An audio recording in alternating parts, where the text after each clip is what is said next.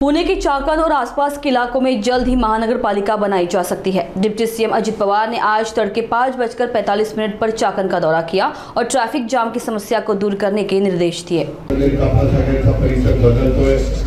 Traffic आहे, अडचणी आहे, सगळे प्रश्न आहेत। आज इकडची सगळी पाहणी करण्याच्या सगळे अधिकारी घेऊन आलेलो होतो आणि आज बरेच गोष्टीच्या बद्दलचे निर्णय घेतले। आता अनेक अधिकाऱ्यांशी पण बोललेलो आहे आणि तुम्हाला नजीकच्या काळामध्ये तुमचा सहकारी, तुमच्या जिल्ह्याचा पालकमंत्री, राज्याचा अर्थमंत्री या नात्याने ह्याच्यातले प्रश्नांच्या करता मी आज Shekhar Singh, PCMC commissioner, PMRD commissioner Yogesh बसे, विभागीय आयुक्त कुलकुलवार, कलेक्टर, मुख्य कार्यकारी अधिकारी, एमआयडीसीचे राठोड, दुसरे वानखेडे, पीडब्ल्यूडीचे अतुल चव्हाण, महावितरणचे काकडे, कदम नॅशनल हायवेचे असं मित्रांनो अनेक अधिकाऱ्यांना मी तिथं बोलवलेलं होतं आणि त्यांना काय सूचना द्यायच्या, एमआयडीसीनं काय करायचं, पीडब्ल्यूडीनं काय करायचं, पीएमआरडीनं काय करायचं, पीएमआरडी, एमआयडीसी, नॅशनल हायवे त्यांच्याकडे काही पैशाची अडचण नाहीये। पीडब्ल्यूडीला जो काही निधी लागणार आहे, मला आता तळेगाव ते चाकण किंवा शिक्रापूर तर पहिल्या टप्प्यामध्ये मी तळेगाव ते चाकण हा रस्ता हा साधारण 6 लेन करण्याचं ठरवलेलं आहे आणि त्या प्रकारे कामाचे टेंडर काढून त्यामध्ये काय होणार आहे, पुढं तो 6 लेन आता नाही केला तर त्याच्यावर किलोमीटर रोड केला जाणार आहे आणि ते काम सुरू झाल्यानंतर पुन्हा ट्रॅफिकचा प्रश्न होईल। परंतु राजकीय खेळकरांनो मला तुम्हाला सगळ्यांना सांगायचं आहे की एवढं करून चालणार नाही। त्याच्यामध्ये अनेक आपल्या पिंपरी चिंचवडवरून आपल्या एमआयडीसी मध्ये येताना 2-3 फ्लायओव्हर करायच्या बद्दलच्या सूचना आणि या रोडला पर्यायी काही रस्ते मला आज काही माझ्या सहकारी मित्रांनी सुचवलेले आहेत, त्याबद्दल देखील मी त्याला मान्यता देण्याचं ठरवलेलं आहे आणि तशा पद्धतीनं वरिष्ठ अधिकाऱ्यांशी पण मी सकाळी बोलून त्याच्याबद्दलचा निर्णय घेतलेला आहे आणि त्याच्यामुळं बरेच दिवसाचं लगेच काही ते होणार नाही, पण काही दिवसात तुम्हाला ह्याच्यात मार्ग निघालेला दिसेल।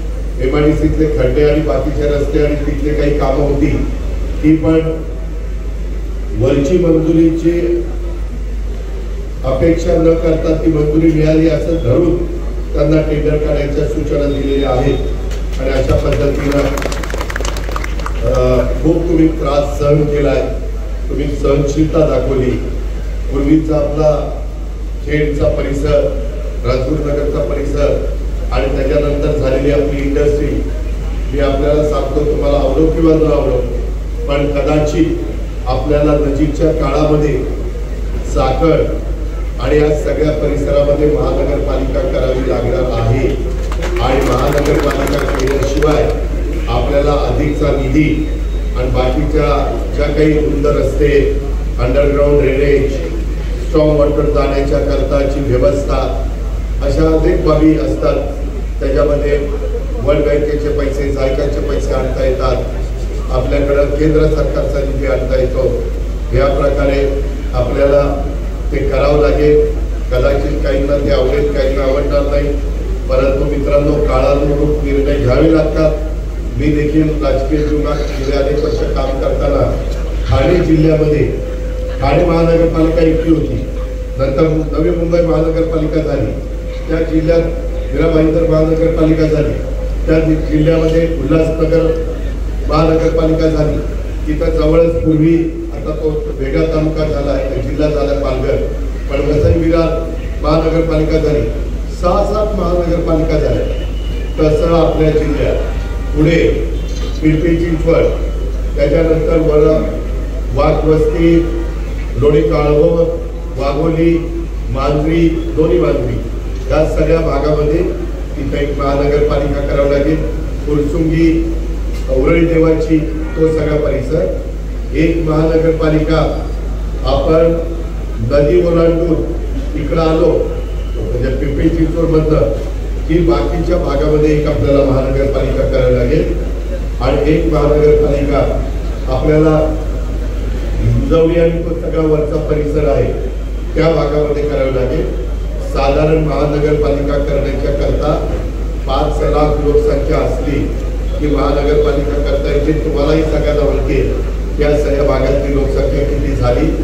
मी आता इथला चाकणचा डिप्टी प्लॅन पण असीम कुमार गुप्ताकडे आलेला आहे. त्याला म्हटलं की तुम्ही मंजुरी द्या, मी एकनाथराव शिंदे साहेबांची मदत घेतो.